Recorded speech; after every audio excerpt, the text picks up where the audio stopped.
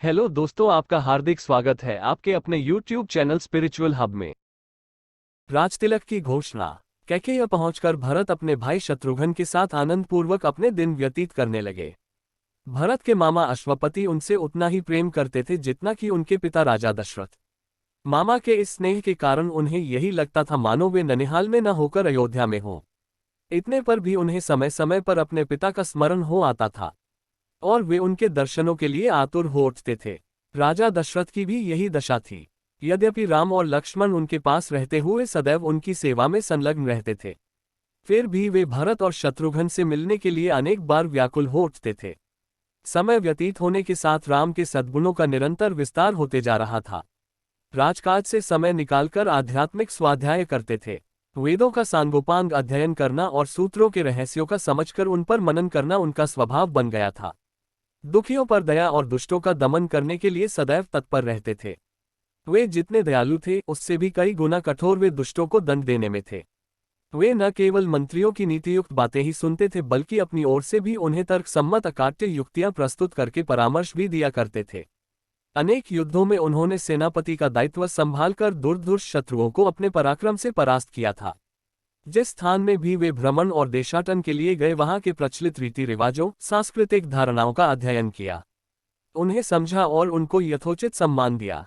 उनके क्रियाकलाप ऐसे थे कि लोगों को विश्वास हो गया कि रामचंद्र क्षमा में पृथ्वी के समान, बुद्धि विवेक में बृहस्पति के समान और शक्ति में साक्षात देवताओं के अधिपति इंद्र के समान है। न केवल प्रजा वरन स्वयं राजा दशरथ के मस्तिष्क में यह बात स्थापित हो गई थी कि जब भी राम अयोध्या के सिंहासन को सुशोभित करेंगे उनका राज्य अपूर्व सुखदायक होगा और वे अपने समय के सर्वाधिक योग्य एवं आदर्श नरेश सिद्ध होंगे। राजा दशरथ अब शीघ्रातिशीघ्र राम का राज्याभिषेक कर देना चाहते थे। उन्होंने मंत्रियों को बुलाकर कहा, हे मंत्रीगण, अब मैं वृद्ध हो चला हूं और रामचंद्र राजसिंहासन पर बैठने के योग्य हो गए हैं। मेरी प्रबल इच्छा है कि शीघ्रातिशीघ्र राम का अभिषेक कर दूं। अपने इस विचार पर आप लोगों की सम्मति लेने के लिए ही मैंने आप लोगों को यहाँ पर बुलाया है। कृपया आप सभी अपनी सम्मति दीजिए। राजा दशरथ के इस प्रस्ताव को सभी मंत्रियों ने प्रसन्नतापूर्वक स्वीकार किया। शीघ्र ही राज्य भर में राजतिलक की तिथि की घोषणा कर दी गई और देश देशांतर के राजाओं को इस शुभ उत्सव में सम्मिलित होने के लिए निमंत्रण पत्र भिजवा दिए गए।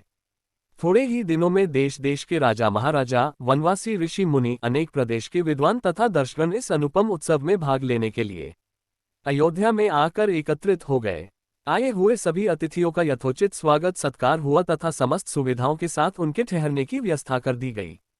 निमंत्रण भेजने का कार्य की उतावली में मंत्रीगण मिथिलापुरी और महाराज कैकेय के पास निमंत्रण भेजना ही भूल गए।